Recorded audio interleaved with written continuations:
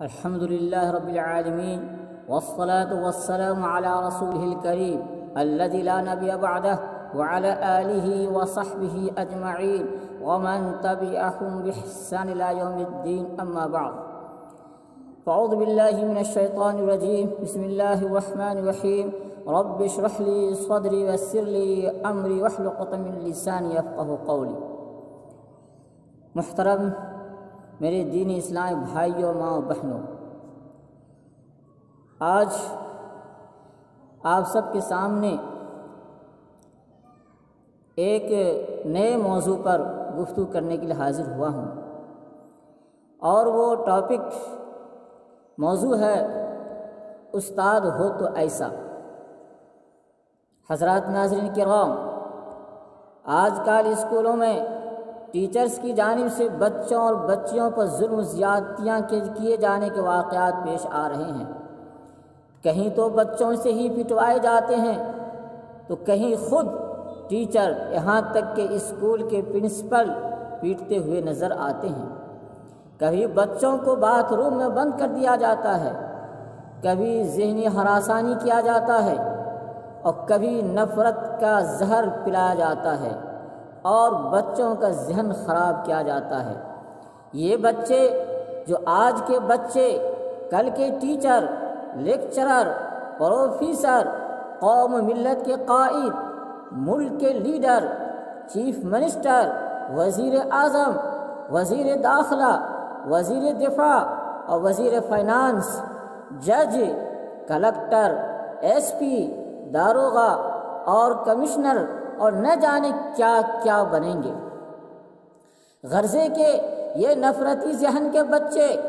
کل جا کر حکومت کے بڑے بڑے عہدوں پر فائز ہوں گے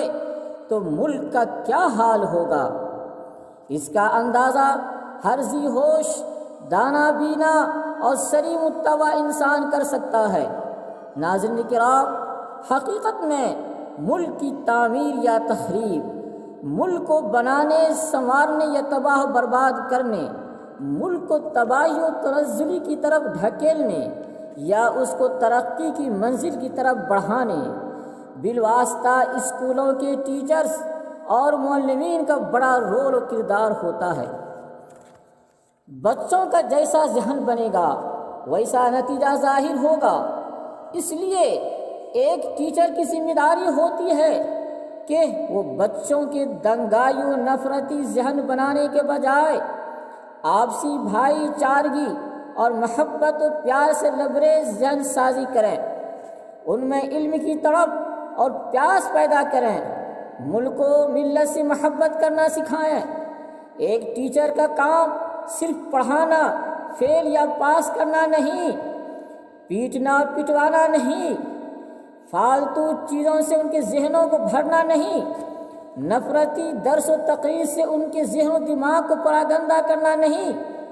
بلکہ اس کو ایک باپ اور ایک ماں جیسی محبت دینے کی کوشش کرنا۔ کندے نا تراش کو تراش خراش کر، کندے نا تراش کو تراش خراش کر کندن بنانا، اور جوہر قابل کو پہچان کر با کمال بنانا ہے۔ انسانی تاریخ میں اس کی بہترین مثال معلم اخلاق، کردار و گفتار کے غازی، حسن اخلاق کے پیکر، امت کے غمخوار، تاجدار مدینہ احمد مجتبیٰ حضرت محمد مصطفیٰ صلی اللہ علیہ وسلم کی ذات مبارک ہے، جو پوری دنیا والوں کے لیے نبی رسول بنا کر بھیجے گئے تھے۔ وہ آخری پیغمبر تھے جن کا خاص مشن بندوں کی بندگی اور غلامیت سے نکال کر ایک اللہ اور اس کی بندگی کی طرف دعوت دینا، سماج کی اصلاح اور حسن اخلاق کی تعلیم دینا۔ چنانچہ قرآن مجید کا بیان ہے، اعوذ باللہ من الشیطان الرجیم، لقد من اللہ علی المؤمنین اذ بعث فیہم رسولا منہم یتلو علیہم آیاتہ ویزکیہم وَيُعَلِّمُهُمُ الْكِتَابَ وَالْحِكْمَةَ وَإِنْ كَانُوا مِنْ قَبْلُ فِي ضَلَالٍ مُبِينٍ۔ سورہ آل عمران آیت نمبر 164۔ اللہ نے یقیناً مومنوں پر بڑا احسان کیا کہ ان میں انہی میں سے ایک رسول بھیجا جو ان کو آیات الہی پڑھ کر سنائیں، ان کو پاک صاف کریں، انہیں کتاب یعنی قرآن مجید عقل کی باتیں سکھائیں، حالانکہ اس سے پہلے کھلی ہی گمراہی میں تھے۔ محترم ناظرین، اس آیت پاک میں آپ صلی اللہ علیہ وسلم کی 4 حیثیتوں کو بیان فرمایا گیا ہے: مبلغ اعظم، معلم اعظم، مرشد اعظم اور مصلح اعظم۔ یہ آپ صلی اللہ علیہ وسلم کے خاص اوصاف ہیں جنہیں حدیثوں میں بھی نمایاں طور پر بیان کیا گیا ہے۔ چنانچہ حضرت ابو ہریرہ رضی اللہ تعالی عنہ سے روایت ہے کہ رسول اللہ صلی اللہ علیہ وسلم نے فرمایا، میں معلم بنا کر بھیجا گیا ہوں تاکہ مکارم اخلاق کی تکمیل کروں۔ دیکھیے سنن بیہقی جلد 1 صفحہ 192۔ محترم ناظرین کرام، تاریخ گواہ ہے کہ نبی اکرم حضرت محمد مصطفیٰ صلی اللہ علیہ وسلم نے اپنی مبلغانہ، معلمانہ، مرشدانہ اور مصلحانہ خداداد صلاحیتوں کو بروکار لاتے ہوئے ایک ایسا عالمی انقلاب برپا کیا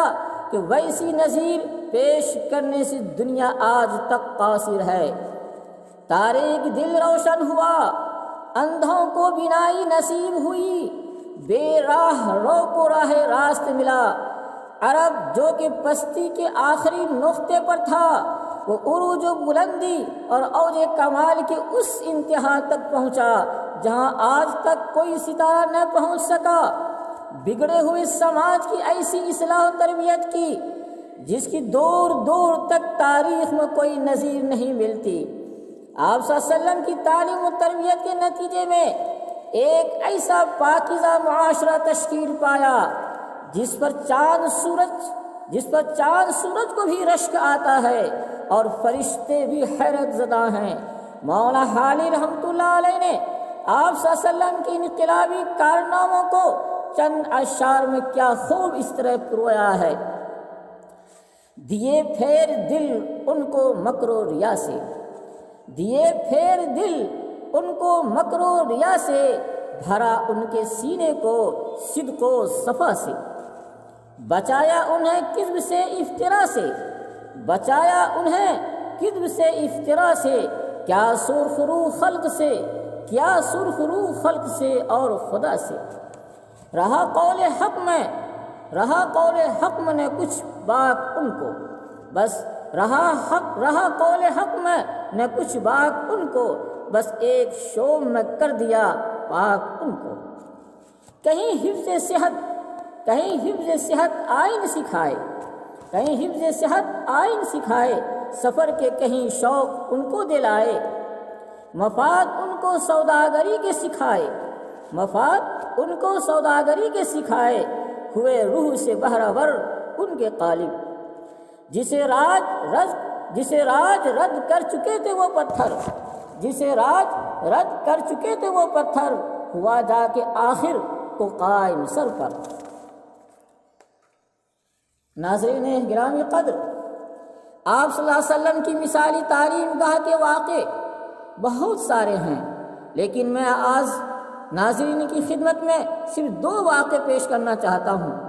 جس سے استاد و شاگرد کے درمیان خوشگوار تعلقات پر روشنی پڑتی ہے۔ وہیں ایک مثالی استاذ، کامیاب معلم، آئیڈیل ٹیچر کا نقشہ ابھر کر سامنے آتا ہے، اور دور حاضر کے معلموں اور ٹیچروں کو درس و پیغام ملتا ہے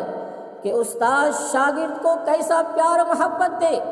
اور کس طرح اس کے ساتھ معاملہ کرے کہ وہ استاذ کا ہو کر رہ جائے۔ ان میں ایک واقعہ حضرت زید بن حارثہ رضی اللہ تعالی عنہ کا ہے، جنہیں بچپن ہی میں اغوا کیا گیا اور بازار میں بیچ دیا گیا۔ حضرت ام المؤمنین خدیجہ الکبریٰ رضی اللہ تعالی عنہا کے بھتیجے نے ان کو حضرت خدیجہ رضی اللہ تعالی عنہا کے لیے خریدا۔ جب رسول اللہ صلی اللہ علیہ وسلم کا عقد نکاح ان سے ہوا تو انہوں نے آپ صلی اللہ علیہ وسلم کو ہدیے میں دے دیا۔ آپ صلی اللہ علیہ وسلم نے اس بچے یعنی زید بن حارثہ رضی اللہ تعالی عنہ کی بڑی لاڈ و پیار اور محبت و شفقت کے ساتھ تعلیم و تربیت کی۔ آپ صلی اللہ علیہ وسلم نے معلم ہونے کا پورا حق ادا کیا، اس کو ایک ماں اور باپ سے بھی زیادہ محبت دی، جس کا اثر یہ ہوا کہ جب زید رضی اللہ تعالی عنہ کے والد حارثہ کو معلوم ہوا کہ میرا بیٹا مکے میں آپ صلی اللہ علیہ وسلم کے پاس ہے، تو مکہ حاضر ہوئے اور آپ صلی اللہ علیہ وسلم سے درخواست کی کہ آپ صلی اللہ علیہ وسلم میرے بیٹے کو میرے حوالے کر دیں۔ آپ صلی اللہ علیہ وسلم نے حضرت زید بن حارثہ رضی اللہ تعالی عنہ کو اختیار دیا کہ وہ چاہیں تو اپنے باپ کے ساتھ اپنے گھر واپس چلے جائیں، یا وہ چاہیں تو یہیں میرے پاس مقیم رہیں اور رہیں۔ جب باپ حارثہ نے اپنے بیٹے زید کو گھر واپس جانے کے لیے کہا تو انہوں نے جانے سے انکار کر دیا اور آپ صلی اللہ علیہ وسلم کے پاس رہنے کو ترجیح دی اور یہی پسند کیا۔ کیونکہ انہوں نے کیوں پسند کیا، یہ زیادہ قابل غور بات ہے، سنیے۔ کیونکہ ان کو اپنے معلم اخلاق رسول اللہ صلی اللہ علیہ وسلم کے پاس ماں باپ سے زیادہ پیار مل رہا تھا۔ دیکھیے مرقات المفاتیح جلد 2 صفحہ 74، باب آداب الخلا الفصل الثالث۔ حضرات گرامی، ایک دوسرا واقعہ حضرت انس بن مالک رضی اللہ تعالی عنہ کا ہے، جو آپ صلی اللہ علیہ وسلم کے خادم خاص تھے، 10 سال تک آپ صلی اللہ علیہ وسلم کی خدمت کی۔ ان کا بیان ہے، اس دوران آپ صلی اللہ علیہ وسلم نے کبھی مجھے اف تک نہیں کہا۔ یقیناً رسول اللہ صلی اللہ علیہ وسلم لوگوں میں سب سے زیادہ اخلاق والے تھے۔ سنن ترمذی باب ما جاء فی خلق النبی صلی اللہ علیہ وسلم جلد 2 صفحہ 21۔ حضرت انس رضی اللہ تعالی عنہ اللہ کے رسول حضرت محمد مصطفیٰ صلی اللہ علیہ وسلم کی خدمت بھی کرتے تھے اور ان کے پاس پڑھتے بھی تھے، چنانچہ وہ رسول اللہ صلی اللہ علیہ وسلم سے 2000 حدیثیں نقل کرتے ہیں۔ حضرات، یہ ہے مثالی استاد و ٹیچر۔ ایسے مشفق استاذ کی ضرورت ہر زمانے میں رہی ہے اور آج کچھ زیادہ ہی ضرورت ہے،